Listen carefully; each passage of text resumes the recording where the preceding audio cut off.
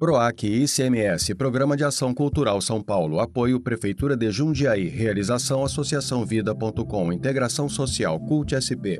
Secretaria da Cultura, Economia e Indústria Criativas, São Paulo, Governo do Estado, Pindorama Produções. Numa sala... Então eu queria que você se sentisse aberto. E assim eu conto a minha história.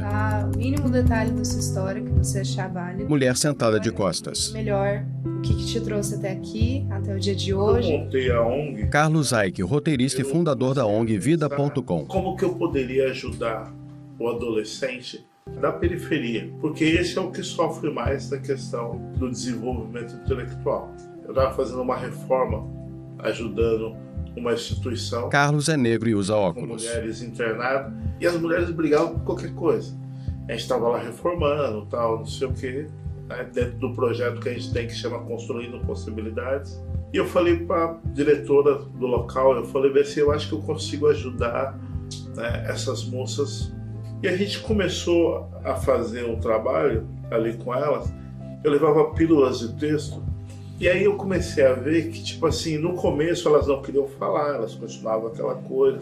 Depois dos 2, 3 meses, elas queriam falar, elas queriam expor ideias e tal. E eu falei assim, poxa, eu acho que eu achei alguma coisa aqui. Eu peguei e submeti o primeiro projeto ao PROAC, né, que foi o Câmera na Mão. E chegou um dado momento, eu falei, eu tenho que levar isso para um local central. E fui para a biblioteca. E aí eu criei o Cinema e Literatura.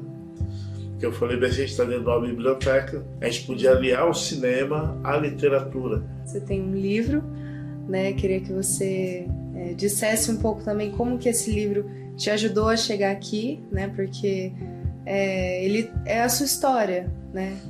Muito da sua história. A literatura, para mim, ela vem desde a infância. É o dom que eu tenho de verdade, é escrever. E um dia um amigo chegou e falou para mim, ele falou assim, se você colocar a sua história no livro, eu pago para ser publicado. Só que a história mesmo tinha mais de 300 páginas. Aí fiz o resumo e publiquei o resumo, que é a Drusca, né? Drusca, Fuga do Paraíso. Atrás de Carlos, o livro. Drusca, na verdade, em lituano significa sal. Fuga do Paraíso é porque, tipo assim, quando você conhece, você cai na sarjeta, nas ruas, na droga, você descobre que qualquer lugar que você tivesse, não importa, era o paraíso. Então, quer dizer, teve muita coisa que foi acontecendo que eu acho que a única escapatória que eu tinha era pensar em histórias, né? Era criar um mundo onde que, nesse mundo eu era feliz. Porque sempre os personagens principais das histórias era eu. Eu sempre dava um jeitinho do final nunca ser trágico, porque era eu que era o personagem daquela história. O que você acha que é a sua principal mensagem? Escrevendo roteiros, escrevendo livros, participando de projetos sociais, enfim. O que você vê que você quer passar como mensagem para as pessoas? O ser humano, ele deveria compreender que ele não consegue nada sozinho.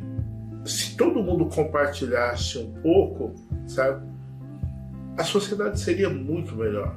O mais difícil hoje das pessoas receberem a mensagem é a questão da empatia, de conseguir se colocar no lugar do outro. Ela não sente, né, alguns efeitos que você sentiu. Então, quando aquilo está externo a você, sabe, você olha aquilo, parece uma bela história, mas você não tem empatia, porque você nunca passou nem perto daquilo.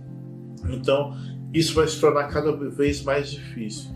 E acho que apesar de ser uma dificuldade, não é impossível, né? Que a gente... Não, eu continuo tentando. Sim. Eu sou o beija-flor, não pela fantasia da ave, mas pela força de poder fazer muito pouco e continuar tentando apagar o incêndio com um bico ali que não consegue carregar quase nada de ar. Na sala, a mulher e um homem branco de cabelo grisalho. Eu nasci num parque de diversões, a minha família era viajante. Júlio César Mauro, como artista, poeta e escritor. Começou muito cedo. A gente sempre foi o centro das atenções, porque onde chegava o parque, as pessoas iam. E a partir daí eu comecei a escrever os meus textos. Quando meus irmãos viajavam, eu escrevia cartas. As minhas primeiras impressões como escritor foram crônicas epistolares, né? Eram cartas que eu escrevia e enviava para os meus irmãos. E aí começou a trajetória de escritor. Primeiro como cronista, e quando eu ingressei na faculdade de Direito, eu virei poeta. A minha vida é permeada de perdas, perdas precoces. Meu Meu pai faleceu quando eu tinha 4 anos.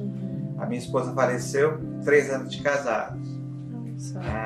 A minha mãe faleceu aos 82. Então, conforme eu ia vivenciando as perdas, eu escrevia, colocava no papel. O escritor, ele tem uma tarefa solitária. Depois ele se torna uma obra abrangente. Você tem aí a antologia, né? Exato. O livro publicado, que é na verdade uma antologia. Exato. Queria que você contasse um pouco mais pra gente. Quando eu resolvi procurar uma editora, eu já tinha muitos textos, eu escrevia muito, então eu deixava tudo guardado, eu não jogo nada fora. Até encontrar uma escritora de Juiz de Fora chamada Vânia de Oliveira. Foi quando ela pediu para mim, olha, Júlio, no começo é bom você publicar uma antologia, que sai mais barato.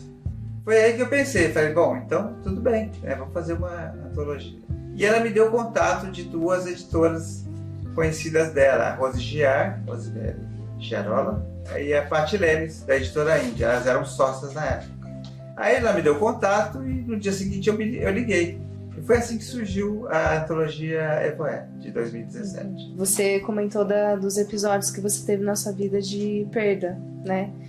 E o que eu imagino, e aí queria que você também explicasse para nós, essa sua relação da escrita com as perdas, né? E se você tem uma mensagem principal que você tentou passar através desses livros, né? Através dessas escritas, se tudo tem a ver com essas perdas ou se não. Eu acredito que consciente ou inconscientemente tem sim. O escritor, ele tem o pé na realidade e o pé na ficção. Né? Quando ele começa a vivenciar as impressões passadas, ele coloca um pouco da história dele. Então são episódios chocantes. Se fosse uma outra pessoa, poderia acabar enlouquecendo, né? Porque são coisas muito fortes, né? E as minhas perdas serviram para isso, para me inspirar, para continuar a minha jornada. Então a mensagem que eu posso deixar para as pessoas é que acreditem nos sonhos, que vão atrás dos seus desejos, das suas realizações. E o que você acha que acaba sendo mais difícil para que essa mensagem chegue nas pessoas? Eu acredito que falta compreensão, né? As pessoas se entenderem mais, porque às vezes você, quando passa uma ideia, você impõe aquilo de uma forma indireta. E não é por aí. O que eu acredito mesmo é na aceitação mútua. Você fazer tudo e deixar aquele legado, olha, eu fiz a minha parte. Num sofá da sala, uma mulher. De pessoas nordestinas, pouco estudo, meu pai analfabeto, a minha mãe estudou apenas até o Mobral e eu decidi fazer a diferença na minha família. Márcia Miranda. Meu sonho era fazer secretariado. Contadora de histórias e bibliotecária escolar. Não tinha recurso. É branca de cabelos Então, escuros. A minha mãe decidiu que eu faria o magistério. E eu fui fazer o magistério contra a vontade. Não era o que eu queria, não era o meu sonho. O meu sonho era ser secretária. E entrei ali para fazer o suposto ensino médio, né, com a formação. E eu falei, quando eu terminar o 3º ano, eu saio disso aqui. Isso aqui não é para mim. Fiz o 1º ano de estágio, o 2º ano de estágio. No 3º ano, algo destravou. Estava eu fazendo estágio quando eu vi uma cena de uma professora gritando com um aluno. Aquilo mexeu muito comigo. E eu falei, não, eu posso fazer algo que pode... Eu não posso mudar o mundo, mas eu posso tentar mudar uma pequena parte do mundo. E com 1 ano, eu já estava em sala de aula. E a minha chegada na sala de aula foi justamente com o EJA, que era a Educação de Jovens e Adultos. Então ali foram anos no EJA.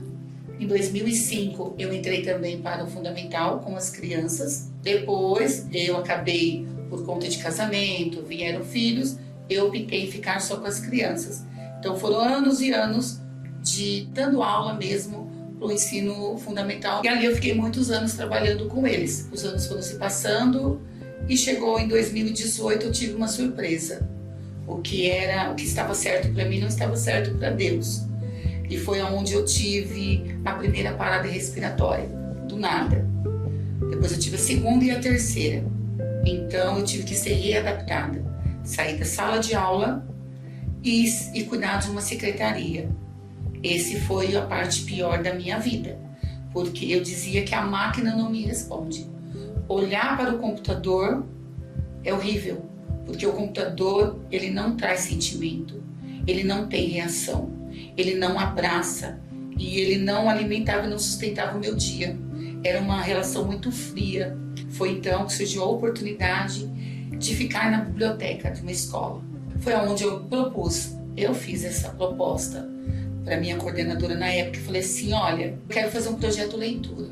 Eu quero que as crianças conheçam os gêneros textuais, quem são os grandes autores, quem são os autores brasileiros, e eu quero que eles tenham gosto pela leitura. O que eu comecei ali com uma turma só, hoje eu tenho 14 salas. Eles contam as horas para eu chegar na sala de aula. Hoje não é mais só uma contação de história. Hoje é a professora Márcia que se veste, se fantasia, que promove história na lata, história na caixa, história no guarda-chuva. A minha maior mensagem hoje seria que você pode fazer a diferença e que você pode se reconstruir e que você não tem que ficar preso, limitado a nada. Quão importante é a leitura? Quão é importante você ler? Sentadas no sofá, duas senhoras. Cia, ela começou em 2006, né? A Cia Contando com o Encanto. Roseli Pizarro, contadora de histórias e arte educadora. E Milva.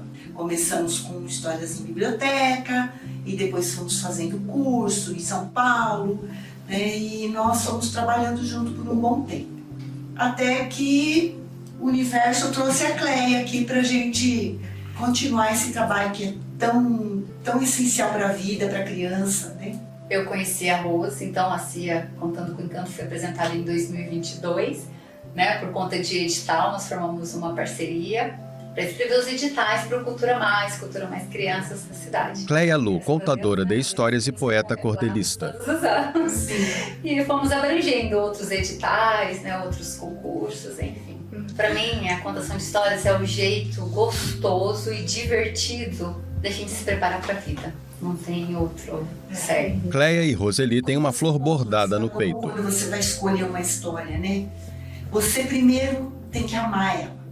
Porque quando você entra na história, você pode ter certeza que aquilo que você vai transmitir para a criança ou para o adulto, seja para quem for, Vai ser a diversão. É a diversão, é o que você vai passar. E como a Cleia falou, né? É o prazer, é o se ver naquele personagem, que eles não vão viver felizes para sempre.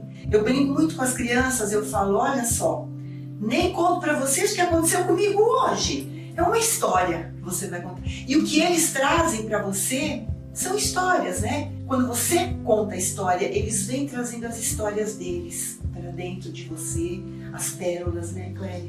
Que nós escutamos as pérolas. Então, assim, todos somos contadores de história. Desde o princípio lá que o homem começou a desenhar na caverna, já vem ali, são as histórias que eles viviam, né? E foi vindo com a oralidade, quem conta um conto aumenta um ponto, e foram vindo, né? As histórias ficam no fio do tempo, que não para de rodar. Exatamente. Tá o nome da Cia, né? O nome.